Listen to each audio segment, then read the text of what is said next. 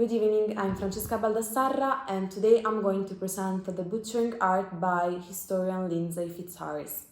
This book is about Joseph Lister's scientific journey that will lead to a revolution in the surgical procedures field.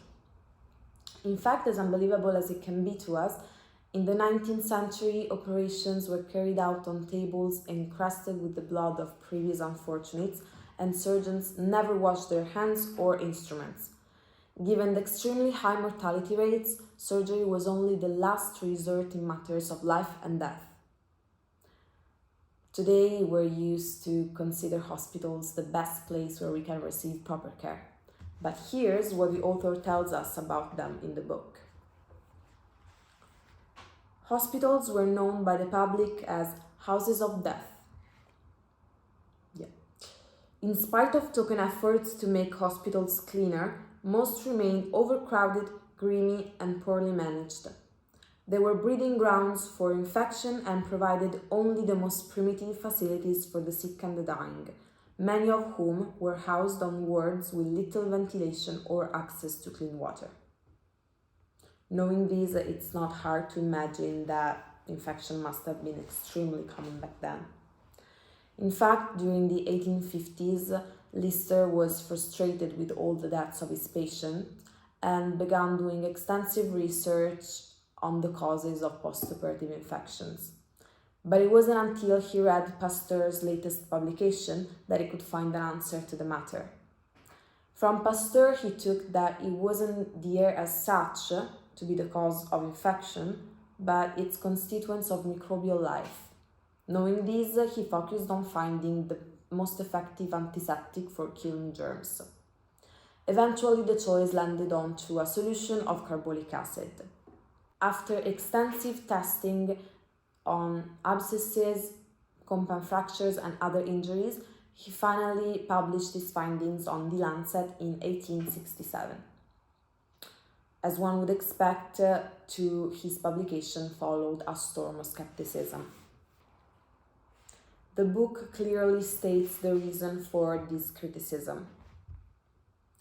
Even the editor of The Lancet refused to use the word germs, instead calling them septic elements contained in the air. It was difficult for many surgeons at the height of their careers to face the fact that for the past 15 or 20 years, they might have been inadvertently killing patients by allowing wounds to become infected with tiny invisible creatures. Even if surgeons accepted that germs were the culprit, many of them were unable or unwilling to follow his methodology with the level of precision needed to achieve the promised results.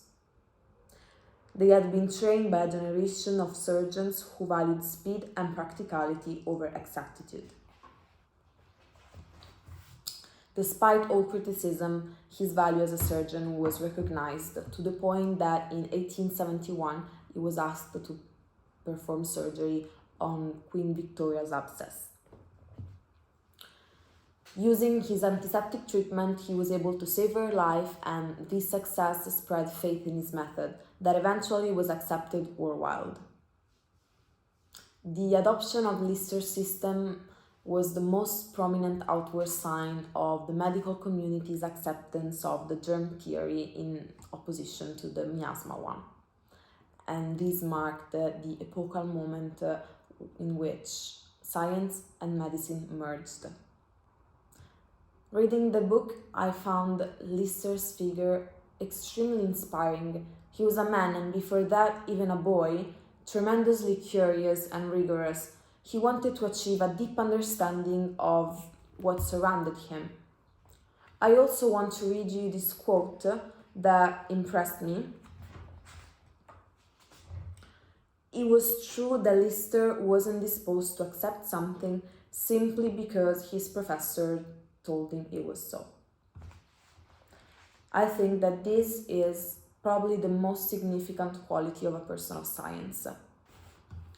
I also give credit to his broad background for his ability to connect scientific theories with medical practice in an age where the link between the two disciplines was nearly as clear as it is to us today. I thank you all for listening to this presentation and hope you enjoyed it. Have a nice evening.